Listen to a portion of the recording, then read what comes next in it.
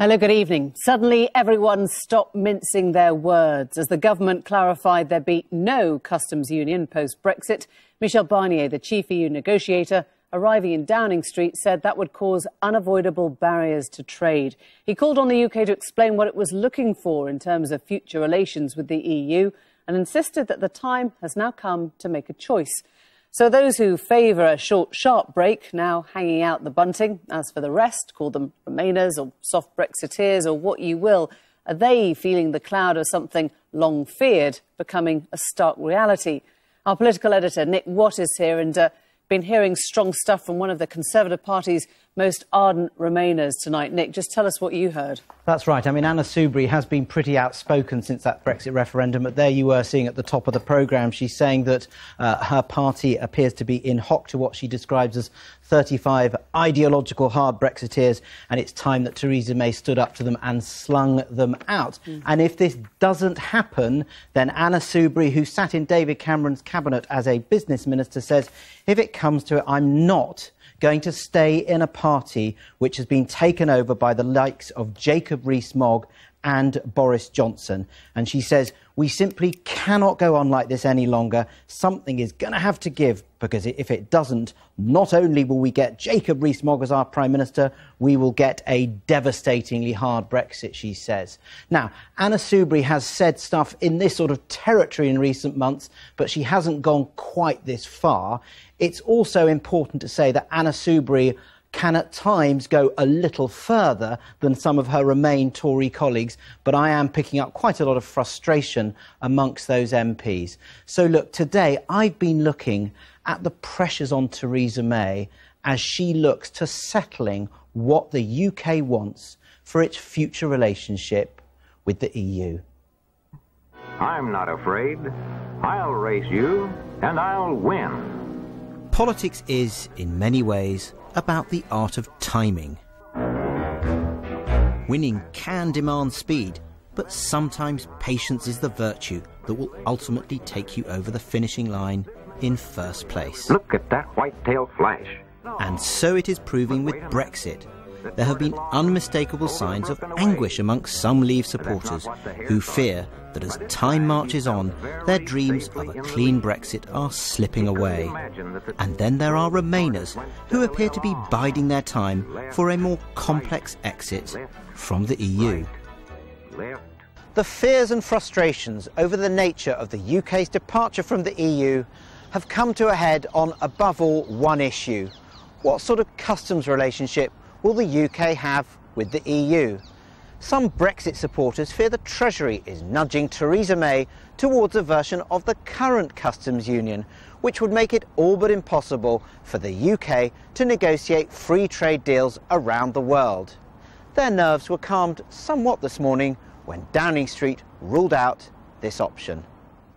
The EU's chief negotiator, Michel Barnier, was in Downing Street today, where he warned that leaving the customs union and single market would create unavoidable barriers to trade. Downing Street said this morning that the UK would not be staying in the customs union or a watered-down version dubbed a customs union. The government is looking at two options. A customs arrangement in which new technology would be harnessed to create as frictionless a border as possible between the UK and the EU. A customs partnership in which the UK and the EU would set their own tariffs, but they would create as frictionless a border as possible by levying each other's tariffs on goods transiting their borders. I understand Theresa May is still keen on this option. But there is a third option that could be pushed by Remain supporters who point out that the EU has talked of magical thinking in Whitehall. This is the possibility of a vote in Parliament later this year to maintain a version of the current customs union. One Remain supporter warns of serious consequences if Theresa May refuses to keep her options open. Labour's front bench itself is ideological.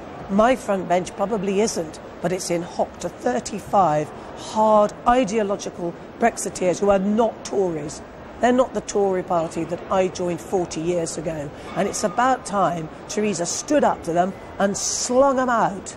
because they've taken down Major, they took down Cameron, two great leaders, neither of whom stood up to them. Well, if it comes to it, I'm not going to stay in a party which is being taken over by the likes of Jacob Rees-Mogg and Boris Johnson. They're not proper Conservatives.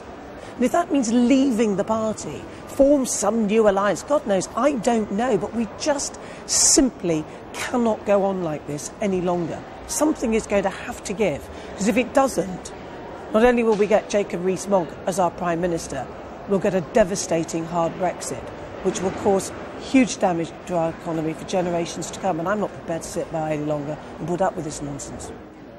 One Brexiteer insists there is strong unity in the party. I've found a very strong unity of purpose, which is everybody agrees that the British people said we needed to leave the EU. In order to do that, we need to leave the single market, the customs union, and regain control of our laws and our borders. And it is the politicians who will determine how we set policy and the civil servants who will help implement it. And where civil servants have tended to speak out, perhaps more than is usual, I think Jacob feels that they have crossed a line which is inappropriate.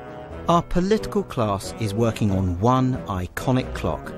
As that now silent landmark ticks down to the Brexit deadline, the two sides know that whoever masters the timing may master the result.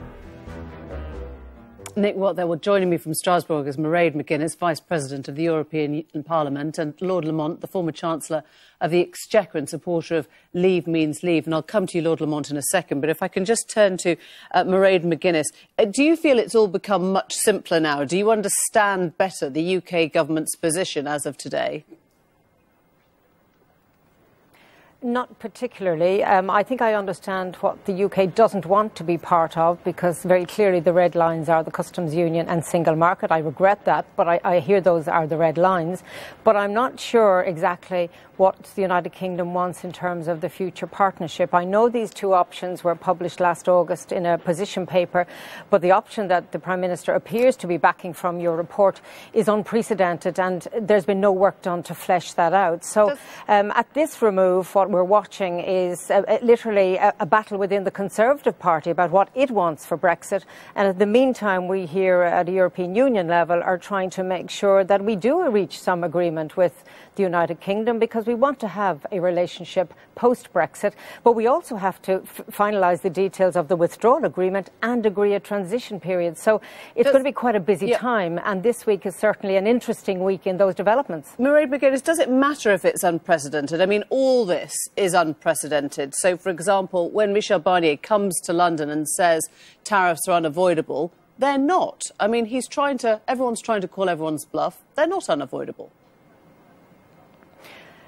No, I don't think this is at all a game of bluff, because in my office, for example, practically every day there are representatives of British industry, whether it's the pharmaceutical sector or others, coming, trying to get me to understand their position, and I understand it completely, because they have fears about moving away from the European regulatory framework, for example, when it comes to public health and access to pharmaceuticals. So let's stop calling this a game of bluff or political games. It's not. This is about people's lives and livelihoods. Well, let me ask you then. Politically, while this is difficult, may I just finish? Michel Barnier needs to spell out how things are if the United Kingdom leaves the customs union and single market, and we don't know what is going to be in its place. And I think he is right to do that, and I think that David Davis understands that, and I hope the Prime Minister understands it. What I hope will happen this week is that the officials and others will come to a better idea of what the UK wants. You will understand better than most the huge question over the Irish border.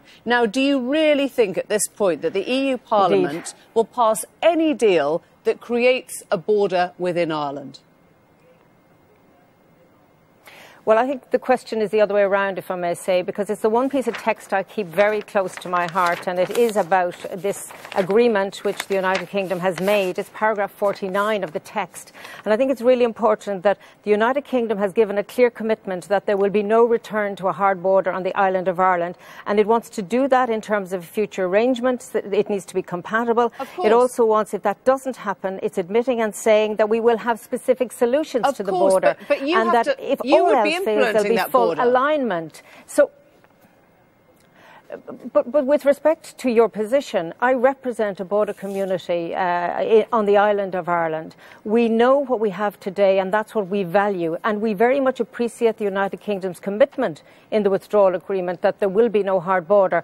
And we will appreciate the United Kingdom coming to the table and negotiating with the European Union so that there is no hard border. So look, this is a part of the process. You know how difficult the withdrawal agreement was? It was the last minutes when it was finally agreed on money, on borders and citizens' rights. I hope it's not the same with this future partnership, because we need it for security of business and others, that we get some sort of framework in place so that business can understand what lies ahead. Sure. Mairead McGuinness, thank you very much indeed. Lord Lamont, if I come to you, firstly, those comments then from Anna Soubry, who's called on the Prime Minister to show some spine and sling out the hardline Brexiteers. She names Boris Johnson, Jacob Rees-Mogg in particular. She points to 35 others. I think that's quite ridiculous, frankly. I don't want to be rude about Anna Soubry, but I think she does tend sometimes to go over the top, and I think she's doing that here. There are, obviously, while the government is in the process of formulating its approach, different voices from different parts of the party. She's not wrong, is she, when she says that actually Europe and the divisions brought down Major, brought down Cameron, and May has going to be the third, if you like, victim, or the third one in those circumstances, unless she stands up to people. But I don't think the hardline Brexiteers, as you call them, are aiming to bring the Prime Minister down. Far from it. They're trying to influence her in one direction. And now, do you think they do have that influence now? Do you think they are now in control from what you've heard today of the Customs Union? They're not in control. And the two things that Anna Soubry was objecting to, one, leaving the Customs Union, and two, leaving the single market, Theresa May has decided to pursue that for two very simple reasons. The first, with the Customs Union, is to have the freedom to strike trade deals elsewhere in the world, and leaving the single market is essential because she judges, and I think she feels this quite strongly, that the British public also were determined that we should have greater control over our borders. She says... And you can't do that unless you leave the single market. Let me just so those are the two reasons. It's not to do with any faction in the Conservative Party. OK, she hears it differently, obviously. She calls them ideological Brexiteers who are not Tories. Let me just run this past you.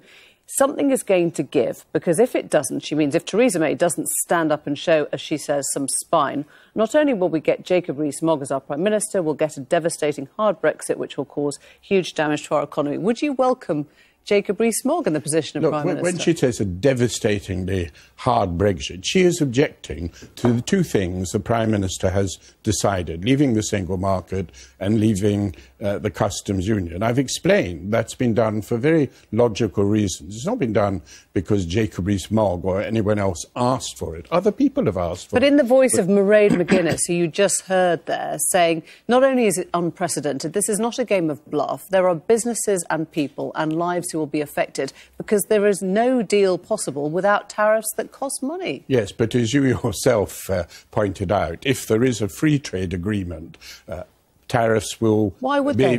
Why would they? There has to be a free trade agreement because it's overwhelmingly in the European Union's interest. I make the assumption that the European Union is rational and will look after its own interest. But we keep on telling ourselves, don't we, that it is in Europe's interest to come to the table, to give us the deal we want. Europe has made very little of the running so far, and we know that Europe will probably survive with its other 26 members without the UK. Look, we're sitting in the UK, quite understandably. The way you look at it is you say, here's what the EU wants. That's never going to change, and that's absolutely adamantine. And here's what Britain wants. That's unattainable. That's how the domestic press look at it. But that's not the reality. If you remember what was said before the financial settlement was agreed, 100 billion. That will never, ever come down. In the end, the EU changed its position and Theresa May got what she wanted. And I think that will happen again. Lord Lamont, thank you very much. Thanks for coming in.